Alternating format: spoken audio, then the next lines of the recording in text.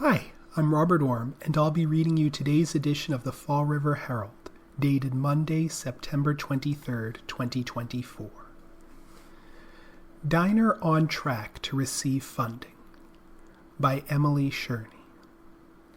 Night Owl Diner flies high during last week's meeting as the Community Preservation Committee bumped the renowned restaurant building to the next phase of eligibility for historic renovations, putting it one step closer to the requested $125,000. Joseph Nasrallah has owned the now shuttered restaurant at 1680 Pleasant Street at the intersection of Eastern Avenue since 2002. It was originally built in 1956 and was a longtime fixture of the Flint neighborhood before it closed well over a decade ago. It's unclear whether Nasrallah will sell the diner, plus the wedge-shaped property behind it, after work is completed and the brooding owl hung above the building blazes neon once again. For now, plans will be drawn up, minding some restrictions that go along with preservation efforts for sites that are deemed historical, Night Owl being among those placed on the city's Register of Significant Structures sometime last year. Architect Anton Diaz included a new mechanical, electrical, and plumbing system in the request for the Community Preservation Act funding on Night Owl's application. The restaurant also needs a handicapped restroom, new windows, and a new stainless steel, not aluminum, skin. As for the menacing owl with neon around the eyes that had claws on branches, Diaz said, the hope is for it to light up once again. Diaz also explained that the owl sign affixed to the chimney needs updates, and he plans to install a third sign, an arrow that says diner. Installation of new plumbing and electricity were shot down by the committee, and there is a deed restriction. If the building sells within a 5-year period, funding will need to be repaid to the CPC, unless a deed restriction is built into the sale. It'll be your decision if you want to fund all of it, part of it, or none of it, Diaz said at the Monday, September 16th meeting. John Brandt, Conservation Commissioner of the CPC, reminded Nasrallah and Diaz that no money has been invested and that the committee looks for partners who invest in their property or business, but, he added, you haven't really invested anything in the property. It hasn't been open and it's not up and running. Who knows when it's going to be up running? There's a lot of ifs there for me, Brandt said, defending taxpayers' money.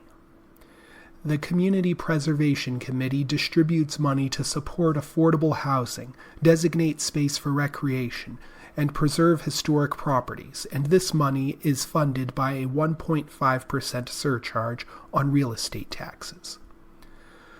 We want to see it open again, Diaz said, citing that the kitchen alone accounts for 50% of the interior of the diner, calling it a substantial investment. Diaz promised to provide estimates for the costs of renovation. The $125,000 is just a placeholder, Diaz amended. It's still too soon for estimates to be itemized corresponding to the work that needs to be done. You're going to see all those numbers, Diaz said. When asked about a timeline, drawings can be done in 6 to 8 weeks, Diaz said. We would want to start right away. Final applications for projects seeking funding are due by December 2nd. The Community Preservation Committee will hear from projects eligible for funding, like Night Owl Diner, again on January 8th and 9th, with deliberations concluding by January 14th. Steward CEO de la Torre, Not Above the Law, by Henry Schwann. A clear message was sent to Dr. Ralph de la Torre that he can't defy a congressional order to testify as to what caused the failure of Steward Healthcare. In a brief Thursday morning hearing that lasted less than 30 minutes, The U.S. State Health, Education, Labor, and Pensions Committee unanimously passed 2 resolutions, civil and criminal, that could ultimately force the Steward CEO to testify before the committee. Even though Dr. De La Torre is worth hundreds of millions of dollars, even though he is able to own fancy yachts and jets and may be able to afford the most expensive lawyers in America, Dr. De La Torre is not above the law, said Vermont Senator Bernie Sanders, the committee's chairman. Dr. De La Torre did not attend last week's committee hearing to investigate Steward's bankruptcy. Through his lawyer, De La Torre said he couldn't testify due to the legalities of the bankruptcy proceedings. Lawyer Alexander Merton repeated that position in a letter Wednesday to the committee, saying a federal court order prevents his client from testifying. Merton also criticized last week's hearing as an attempt to ambush De La Torre and frame him as a criminal scapegoat for the systematic failures of the Massachusetts healthcare system. What is more, the committee's disregard for Dr. De La Torre's request to reschedule the hearing in light of these legal restrictions substantiated our concern that the true purpose of the hearing was not to gather facts within the committee's constitutional and congressional remit, but instead a pseudo-criminal proceeding with the goal of convicting Dr. De La Torre in a court of public opinion, said Merton. The resolutions move to the full Senate for consideration. If they're supported, the criminal contempt measure goes to the U.S. Attorney in Washington, D.C., to criminally prosecute De La Torre for refusing to comply with a subpoena. The civil enforcement resolution instructs Senate lawyers to bring a civil suit in federal district court to force De La Torre to testify before the committee. Sanders noted that Steward's mismanagement of its hospitals nationwide resulted in 15 patient deaths and at least 2,000 serious patient injuries, according to federal records. 2 Steward hospitals shut down last month in Massachusetts, including Neshoba Valley Medical Center in Ayer and Kearney Hospital in Dorchester. Steward claims it didn't receive qualified bids for them. Sales agreements of 6 other Steward hospitals in Massachusetts to nonprofit entities were approved earlier this month by a bankruptcy judge. These agreements require state and federal approval by the end of this month. Sanders and the committee members want answers to Steward's collapse and took the next step that could require De La Torre to give them. We want to know how thousands have suffered and communities have been devastated while Dr. De La Torre and Steward's companies made millions in compensation over the last 4 years, said Sanders. We want to understand financial chancery and our best that such travesty never happens again in this country. Russia is planning strikes on nuclear facilities, according to Ukraine. Ukraine's foreign minister said on Saturday that Russia is planning strikes on Ukraine's nuclear facilities before the winter, and urged the UN's nuclear watchdog and Ukraine's allies to establish permanent monitoring missions at the country's nuclear plants. According to Ukrainian intelligence, the Kremlin is preparing strikes on Ukrainian nuclear energy critical objects ahead of winter, Foreign Minister Andriy Sybiha wrote on X. In particular, it concerns open distribution devices at nuclear power plants and transmission substations, critical for the safe operation of nuclear energy. Sybiha did not elaborate on why Kiev believed such strikes were being prepared. There was no immediate comment from Moscow. The UN's nuclear watchdog, the International Atomic Energy Agency, did not immediately respond to a request for comment. The Ukrainian president's chief of staff, Andriy Yermak, called for a swift global response to the purported threat of a strike on a nuclear facility. This is preparation for a possible nuclear disaster scenario. Russia is a terrorist, he wrote on Telegram. They must be stopped here and now. The countries of the West and the global South must react harshly to preparations for terror. Russia has been waging an aerial bombardment campaign on Ukraine's power grid since fall 2022 after invading the country earlier that year. It has damaged or destroyed most of Ukraine's thermal power generating capacity and has sometimes hit dams, but has not yet struck any Ukrainian-controlled nuclear facilities. Ukraine has previously accused Russia of nuclear blackmail after Russian forces occupied the Zaporizhzhia nuclear power plant, Europe's largest, in March 2022, early on in the invasion. Moscow denies that allegation. IAEA head Rafael Grossi has visited Ukraine and Russia several times throughout the war and has urged the sides not to engage each other near nuclear facilities. It is always a risk when there is a possibility of an attack on a nuclear power plant, he said earlier this month. Festival organizers holding donation drive for fatal crash survivor. By Matthew Ferreira. After a New Bedford mother and teen son died tragically in a rollover crash on Route 195 earlier this month on September 6th, South Coast Harvest Festival organizers, with the help of the New Bedford Police Department, are trying to bring light to a dark situation, according to a flyer promoting collection efforts. The donation drive is aimed at helping one of the crash survivors, the 15-year-old daughter of the late Gladys Evelise Kulan, 35, and sibling of the late Will Neal Osorio Colon, 13. According to a flyer promoting the donation collection, the 15-year-old not only lost her mother and little brother in the incident, but also her home when the car that she was living out of was totaled. The flyer notes the 15-year-old and an older sibling are both awaiting placement. Organizations are currently working on securing housing for the siblings. The flyer, put out by South Coast Harvest Festival, reads, According to the flyer, South Coast Harvest Festival has put together a raffle to raise funds to support the 15-year-old survivor's needs in particular.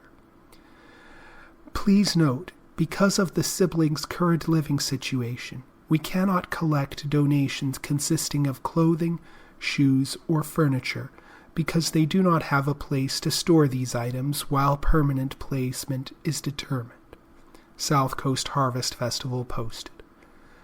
We also don't know exactly what will be needed until housing is secured. In the meantime, organizers' suggestions include monetary or gift card donations to stores where groceries, clothing, furniture, household items, school supplies, or other necessities can be purchased are also welcome.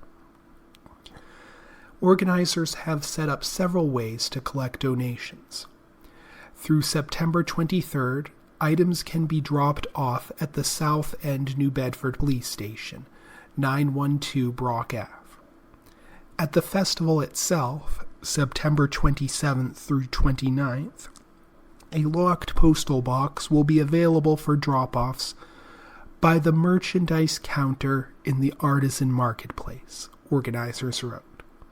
This is also where raffle tickets will be available. Donations can also be mailed to South Coast Harvest Festival, LLC, P.O. Box 3433, Westport, Massachusetts, 02790.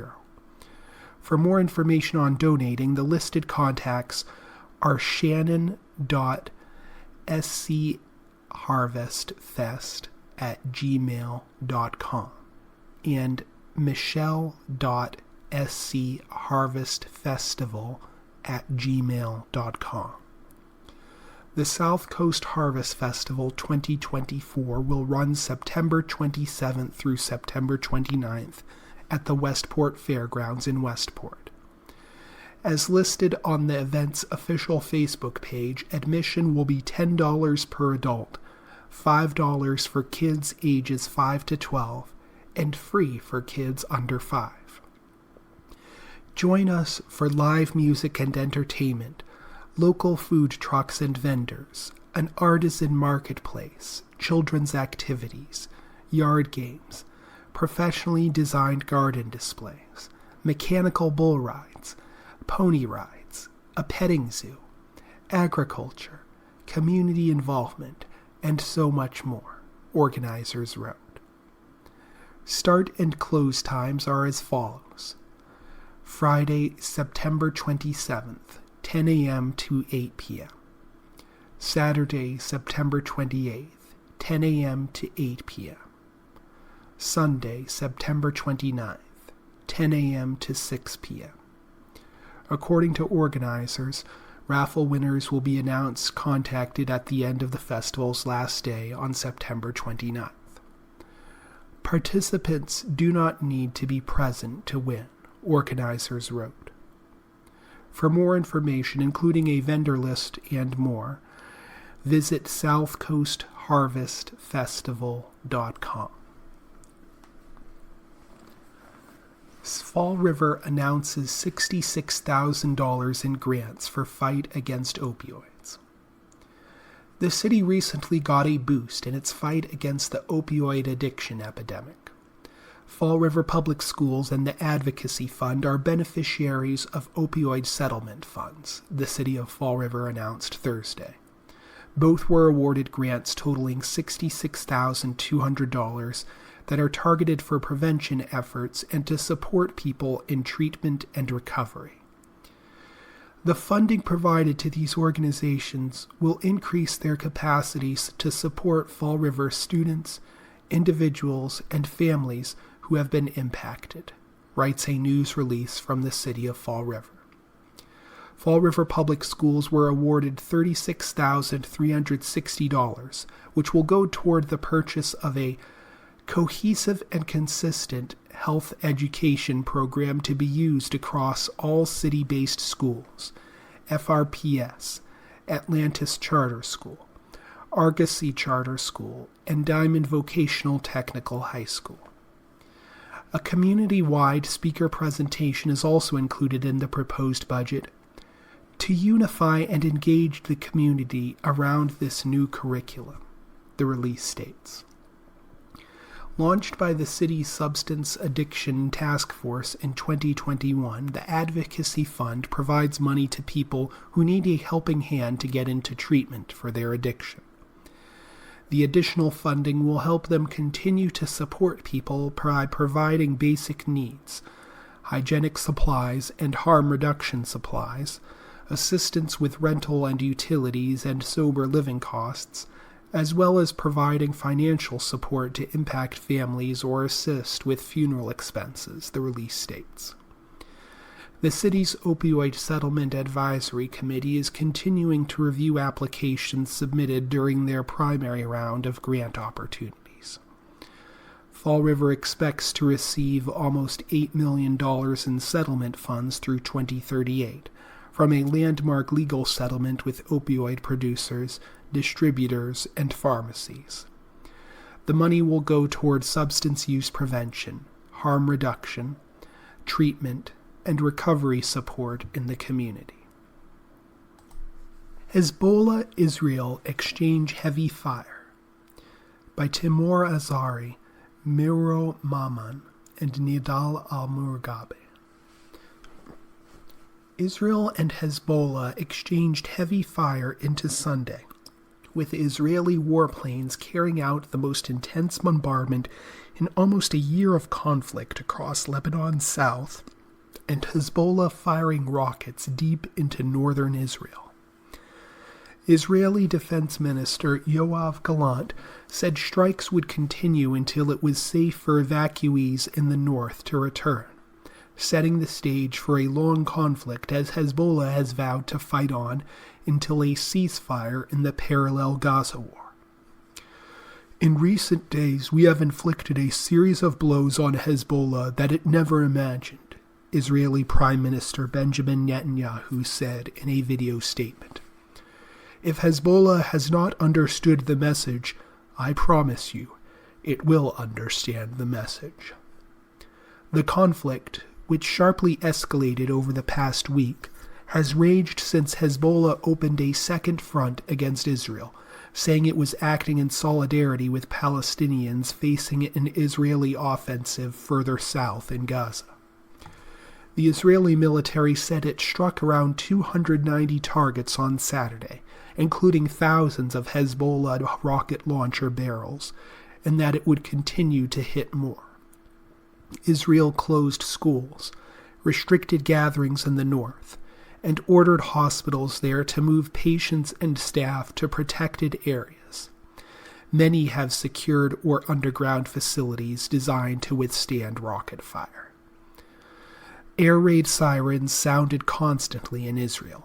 About 150 rockets, cruise missiles, and drones were fired at Israel overnight and into Sunday, most of which were intercepted by air defenses, including an aerial target that came from the east, the military said. Several buildings were struck, including a house badly damaged near the Israeli city of Haifa. Rescue teams treated the wounded, but there were no reports of deaths. Residents had been instructed to stay near bomb shelters and safe rooms. Hezbollah said it hit a barracks and another Israeli position with squadrons of attack drones on Sunday. It said it launched rockets at military-industrial facilities in an initial response to 2 days of attacks last week in which pagers and walkie-talkies used by its members exploded. Those attacks, widely believed to have been carried out by Israel, killed 39 people and left more than 3,000 injured. Israel has neither confirmed nor denied involvement. An official in the Islamic resistance in Iraq, a grouping of Iran-backed armed factions, said they launched cruise missile and explosive drone attacks at Israel at dawn on Sunday as part of a new phase in our support front with Lebanon. Escalation in Lebanon means escalation from Iraq, the official said. The move will stoke fears that the conflicts in Gaza and Lebanon could spread into the rest of the region. The UN Special Coordinator in Lebanon, Jeanine Hennis-Plasschaert, said in a post on X that, with the region on the brink of an imminent catastrophe, it cannot be overstated enough, there is no military solution that will make either side safer. The escalating attacks come less than 48 hours after an Israeli airstrike targeting Hezbollah commanders in a suburb of the Lebanese capital. The death toll from that strike had risen to 45, the Lebanese health ministry said Sunday.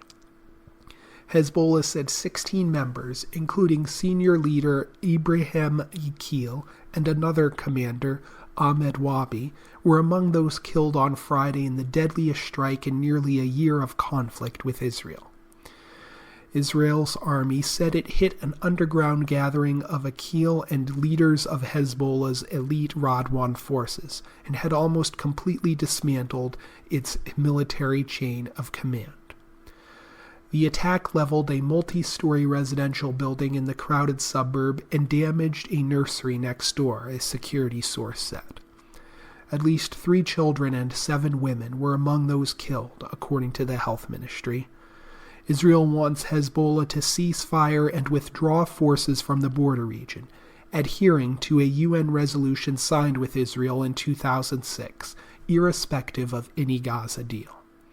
Tens of thousands of people have left their homes on both sides of the Israel-Lebanon border since Hezbollah began firing rockets at Israel in October in sympathy with Palestinians in Gaza.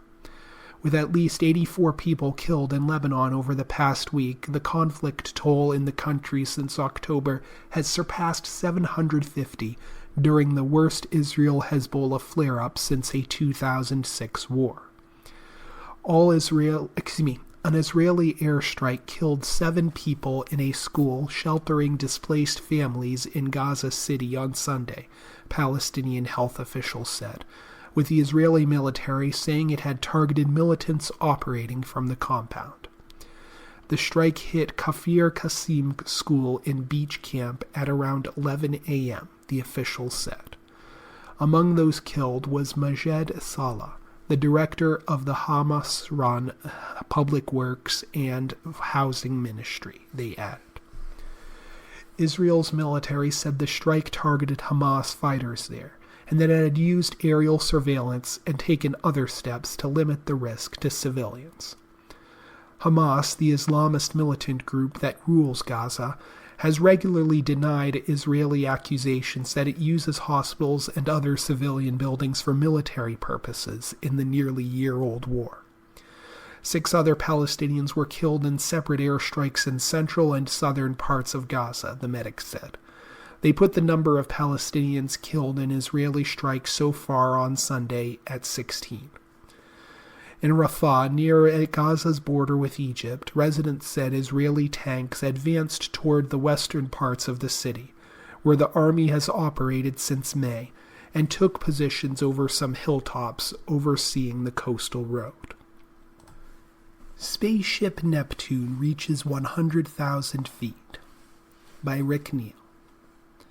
Space Perspective's balloon-launching ship MS Voyager returned to Port Canaveral, Florida, amid applause and a water cannon salute Thursday afternoon, after the tourism company's Spaceship Neptune capsule made a 100,000-foot-high test flight into the stratosphere.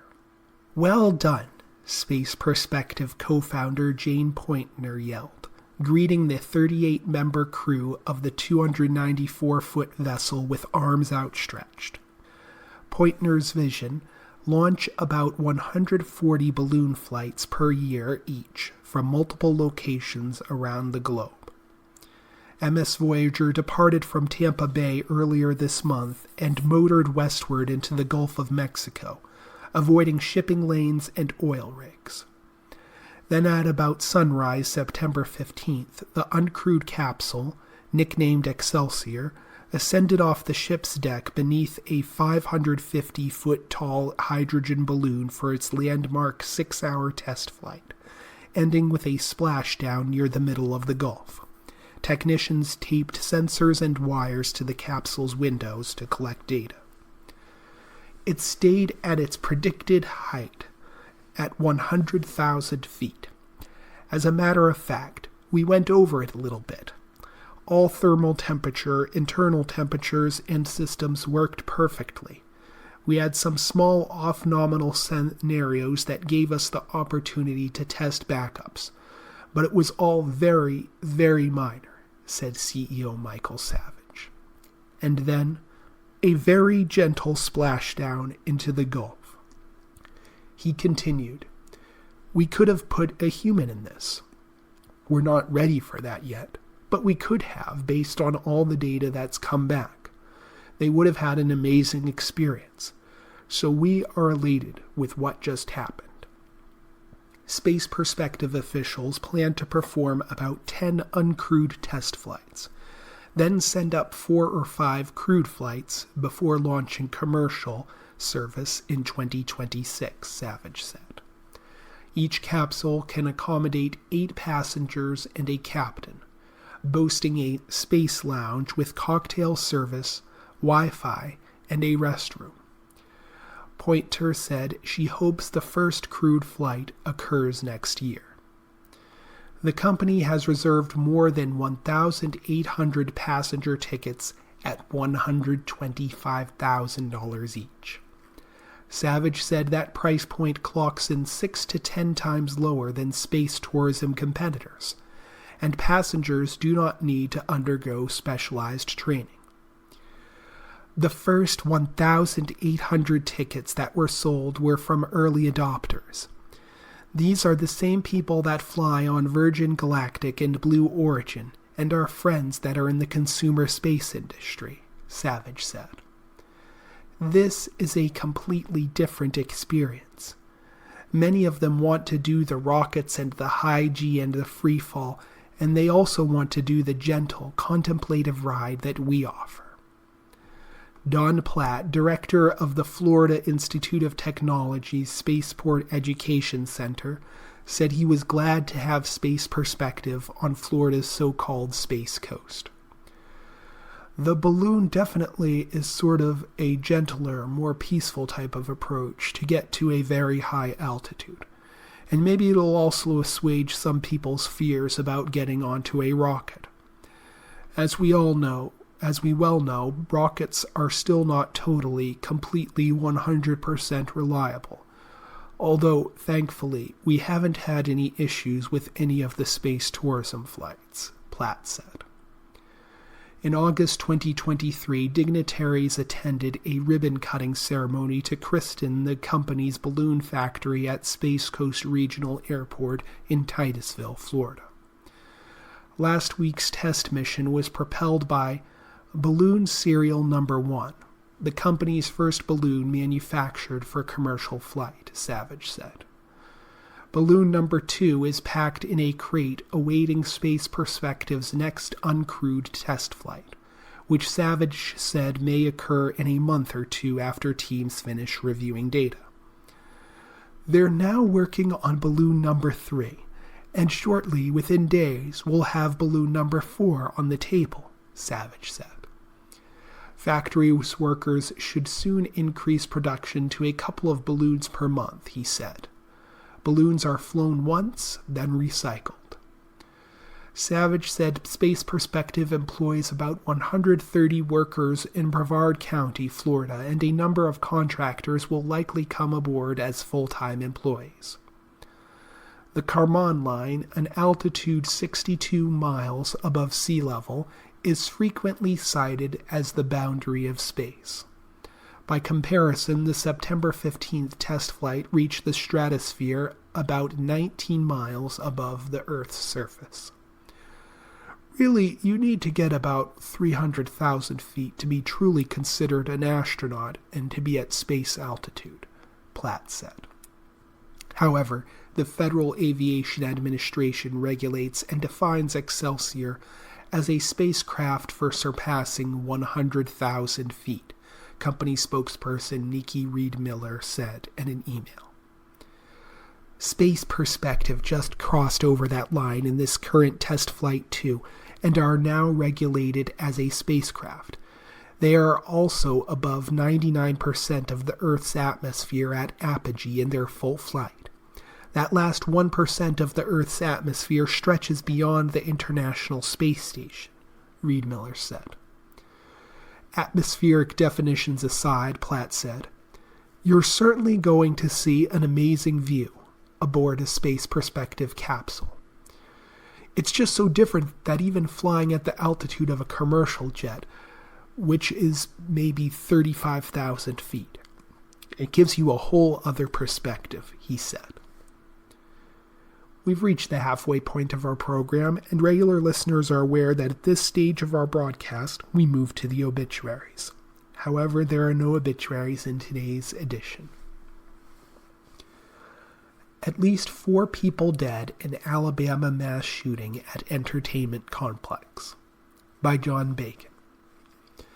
At least 4 people were killed, more than a dozen were wounded, and a search was underway Sunday in Birmingham, Alabama after a shooting rampage in a crowded entertainment district Saturday night.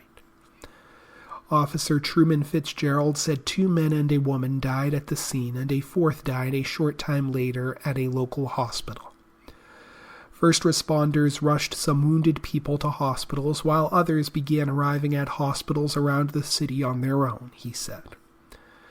Fitzgerald said it appeared multiple shooters fired into a crowd, but that it was not clear whether they were on foot or in cars.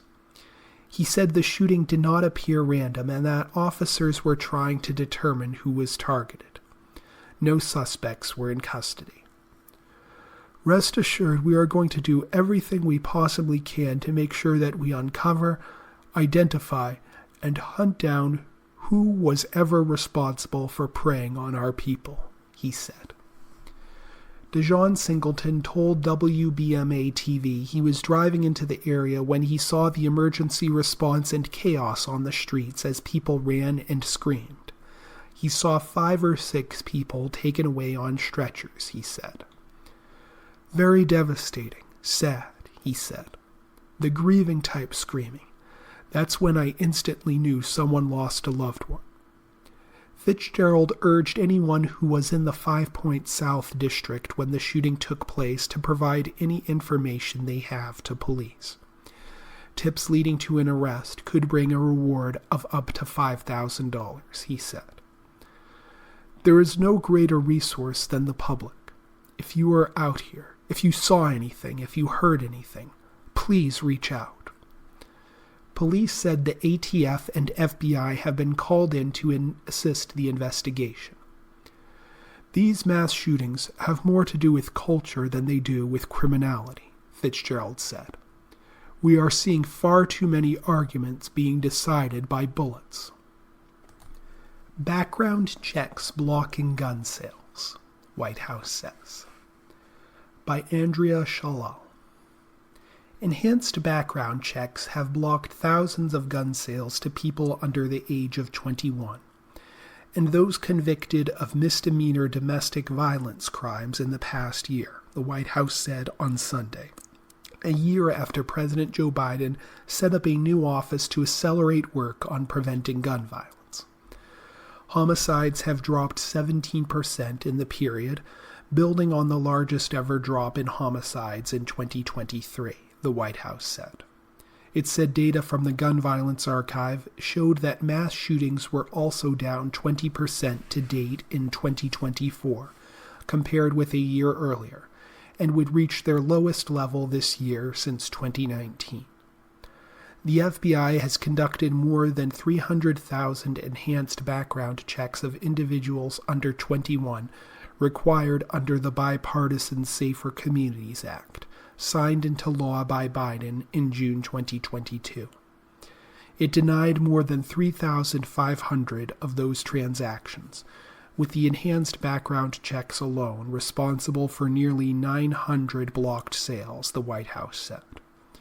Background checks for those convicted of domestic violence crimes have blocked more than 4,600 sales so far this year.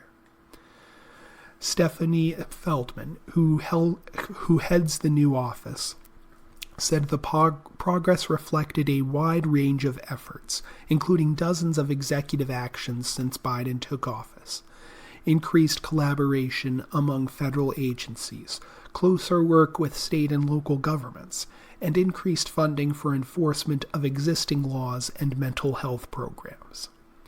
She told Reuters that Biden and Vice President Kamala Harris, the Democratic nominee in the November 5th presidential election, would announce additional executive actions soon. Feldman declined to provide any details, but said the action involved some wholly new ideas and would take hard work to complete before Biden leaves office in January. Gun safety has been a big focus for Biden and Harris, both of whom are gun owners, since they took office in 2021. The U.S. Surgeon General declared gun violence a public health crisis in June, calling for more research funding, better mental health access, and other steps such as secure storage. Democrats largely favor stricter gun laws as a way to reduce deaths from gun violence, while Republicans generally oppose stricter laws, citing the right to bear arms established in the U.S. Constitution's Second Amendment.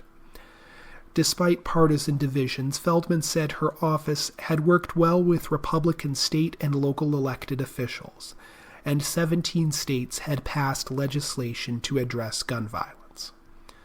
The office was also working with non-elected officials, including healthcare providers and executives, law enforcement, and community leaders, some of whom might identify as Republican, but shared a commitment to reduce gun violence. The further away you get from Washington, the less political this issue actually is, she said. Everyone wants their kid to come home from school safely. Everyone wants their kid to be able to go play in the neighborhood and be safe. Al Jazeera's Ramallah Bureau ordered to close, by Andrew Mills. Israeli forces raided the bureau of media network Al Jazeera in the West Bank city of Ramallah early on Sunday morning, issuing it with a military order to shut down operations, the network and the Israeli military said Sunday.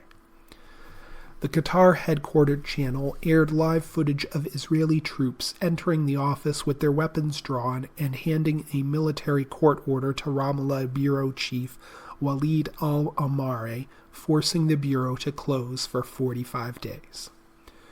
The Israeli military said, in response to a Reuters query, that the channel's offices had been sealed and its equipment confiscated. The military added that the order was signed after an intelligence assessment determined that the offices were being used to incite terror to support terrorist activities. The channel's broadcasts endanger the security and public order in both the area and the state of Israel as a whole, the statement said. Al Jazeera called the raid a criminal act and held the government of Israeli Prime Minister Benjamin Netanyahu responsible for the safety of its journalists, it said in a statement. The network added that it would take legal action to protect its rights and promised to continue its coverage. Al Jazeera rejects the draconian actions and the unfounded allegations presented by Israeli authorities to justify these illegal raids, it said. Al-Amari said the order he received accused Al Jazeera of incitement to and support of terrorism, and he said the soldiers confiscated the bureau's cameras before leaving, Al Jazeera reported. Israeli Communications Minister Shlomo Kari confirmed the closure in a statement that called Al Jazeera the mouthpiece of Gaza's Hamas and Lebanon's Iran-backed Hezbollah. We will continue to fight in the enemy channels and ensure the safety of our heroic fighters, he said. The Palestinian Journalists Syndicate condemned Israel's move, saying, "This arbitrary military decision is considered a new violation against journalistic and media works, which had been exposing the occupation's crimes against the Palestinian people." The Israeli government in May banned Al Jazeera from operating inside Israel in a move authorized by an Israeli court, and raided a Jerusalem hotel the network used as its office, saying its broadcast threatened national security. The network, which says it has no affiliation with militant groups, has provided on-the-ground coverage of Israel's nearly year-long military offensive in Gaza and of a parallel surge in violence in the West Bank. Al Jazeera, which is funded in part by the Qatari government, has previously rejected accusations that it harmed Israel's security as a dangerous and ridiculous lie that puts its journalists at risk. It has accused Israeli authorities of deliberately targeting and killing several of its journalists, including Samir Abu Daqqa and Hamza al-Badabu, both killed in Gaza during the conflict. Israel has said it does not target journalists.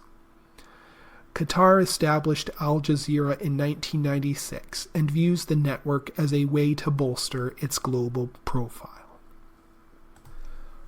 Why Seasons Always Come to an End, by Fritz Holznagel. With its long days just itching to be spent by water doing nothing, summer really can be an enchanting season. As Jenny Han wrote in the young adult novel, The Summer I Turned Pretty, everything good, everything magical happens between the months of June and August. But all good things must come to an end, and summer cannot last forever. There's both a simple reason and a more complicated one. The simple reason is that it can't always be summer because the earth is tilted. The more complicated answer requires some geometry. I'm a professor of geography and the environment who has studied seasonal changes on the landscape. Here's what seasons have to do with our planet's position as it moves through the solar system. First, you need to know that the Earth is a sphere. Technically, an oblate spheroid. That means Earth has a round shape, a little wider than it is tall. Every year, Earth travels in its orbit to make one revolution around the Sun. The Earth's orbit is an ellipse, which is more like an oval than a circle. So there are times when Earth is closer to the Sun and times when it's farther away. A lot of people assume this distance is why we have seasons, but these people are wrong. In the United States, the Earth is 3 million miles closer to the Sun during winter than in the summer. Now picture an imaginary line across Earth, right in the middle, at 0 degrees latitude. This line is called the equator. If you drew it on a globe, the equator would pass through countries including Brazil, Kenya, Indonesia, and Ecuador. Everything north of the equator, including the United States, is considered the northern hemisphere, and everything south of the equator is the southern hemisphere. Now think of the Earth's axis as another imaginary line that runs vertically through the middle of the Earth, going from the North Pole to the South Pole. As it orbits or revolves around the Sun, the Earth also rotates. This means it spins on its axis, like a top. The Earth takes 1 full year to revolve around the Sun, and takes 24 hours, or 1 day, to do 1 full rotation on its axis. This axis is why we have day and night. During the day, we're facing the Sun, and at night, we're facing away. But the Earth's axis does not go directly up and down. Instead, its axis is always tilted at 23.5 degrees in the exact same direction, toward the North Star. The Earth's axis is tilted due to a giant object, or perhaps an ancient planet, smashing into it billions of years ago. And it's this tilt that causes seasons. So that means in June, the northern hemisphere is tilted toward the Sun. That tilt means more sunlight, more solar energy, longer days, all the things that make summer, summer. At the same time, the southern hemisphere is tilted away from the Sun. So countries such as Australia, Chile, and Argentina are experiencing winter then. To say it another way, as the Earth moves around the Sun throughout the year, the parts of the Earth getting the most sunlight are always changing. Fast forward to December, and Earth is on the exact opposite of its orbit as where it was in June. It's the southern hemisphere's turn to be tilted toward the Sun, which means its summer happens in December, January, and February. If Earth were not tilted at all, there would be no seasons. If it were tilted more than it is, there would be even more extreme seasons and drastic swings in temperature. Summers would be hotter and winters would be colder.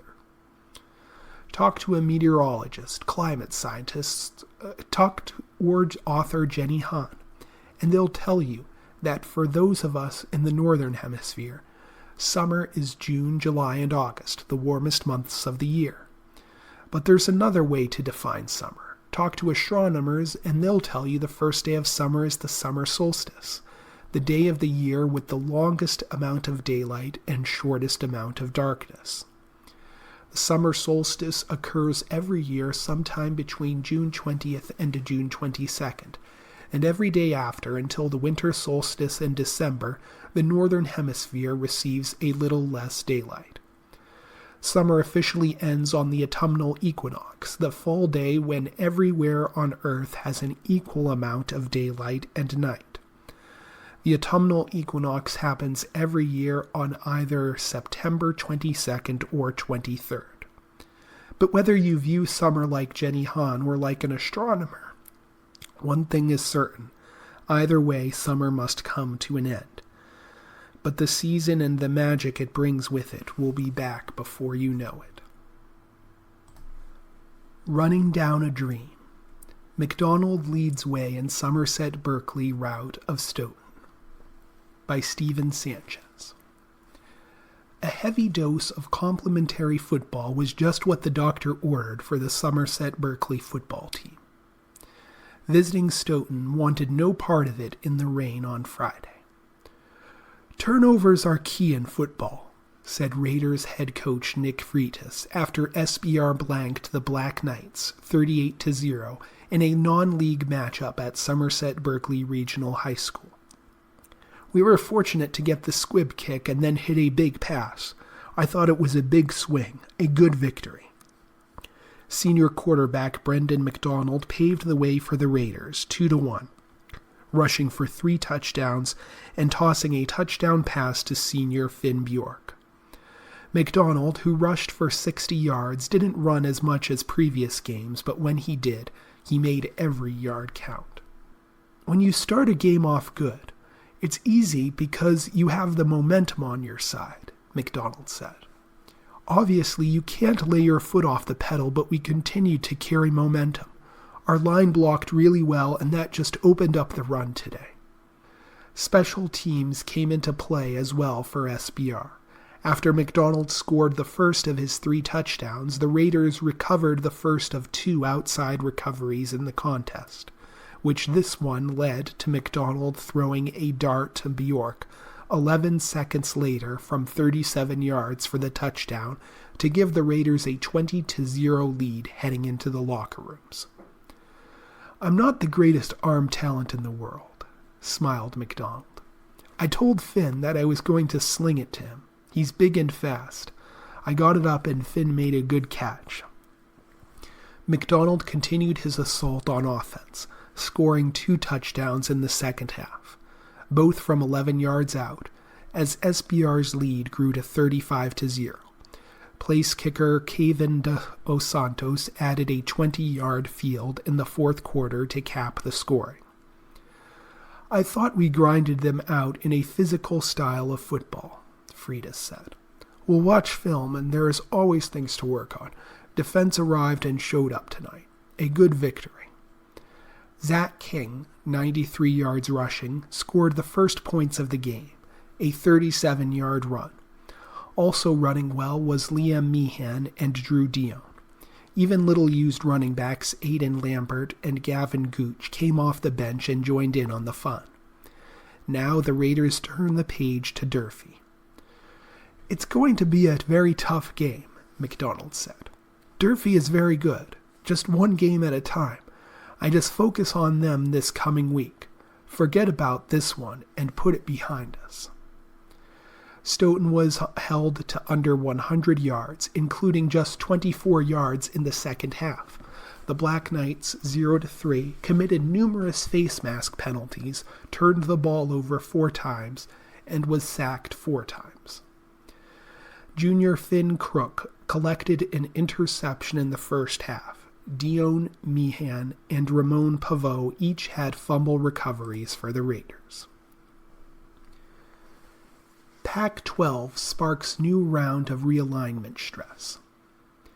In the week since Washington State and Oregon State resurrected the Pac-12 brand and executed a hastily arranged coup against the Mountain West, the level of angst about the next round of conference realignment has soared among schools outside the so-called power conferences.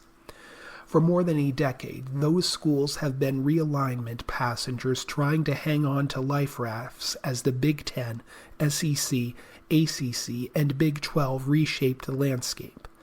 But the revival of the Pac-12 and its ability to gut the Mountain West of its most valuable members has put several schools and conferences into an unfamiliar position.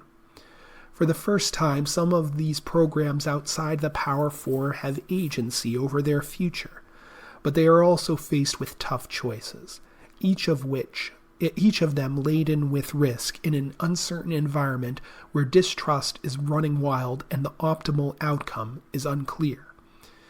In the wake of Boise State, San Diego State, Fresno State, and Colorado State jumping from the Mountain West and joining Washington State and Oregon State in the new Pac-12, USA Today Sports spoke to 10 people connected to the current realignment environment. All of them spoke on the condition of anonymity due to the sensitive nature of the conversations happening across college sports. Though it's hard to predict how the shuffling will unfold, and particularly where it will end, there's little doubt about its potential to touch every conference in the so-called Group of Five, as well as schools currently playing football in the Football Championship subdivision. As a result, athletics directors and school presidents in those leagues have been scrambling for information about their options, while conference commissioners have been trying to game out various scenarios and gauge whether their members are solidly committed or have a wandering eye. It's a lot to process, and as always in realignment, trust is in short supply. But any discussion of what's going to happen starts with the following reality. The new Pac-12, which now has 6 committed members, will add more. And for schools like Memphis, Tulane, UTSA, and South Florida, all current members of the American who have been contacted to some degree by representatives of the new Pac-12, according to people involved in the discussions, there is an undeniable allure to a perceived conference upgrade. But there's also hesitation on multiple levels. While news of the Pac-12's rebirth may have caught some people off guard, including within the Mountain West, where some administrators now feel warnings about a raid were not taken seriously enough, it was not a surprise to members of the AAC. In fact, according to people with insight into that league's internal discussions, new Commissioner Tim Pernetti had months ago laid out a scenario where Washington State and Oregon State would use the significant assets they control from the Pac-12's breakup to form a so-called best of the rest conference that would target some AAC members. Pernetti's prescience has brought him some credibility within his membership, and perhaps some time. At Memphis, arguably the most attractive school not currently in a power conference, there is clearly some intrigue about the new Pac-12, which would theoretically provide a more attractive group of opponents in both football and basketball.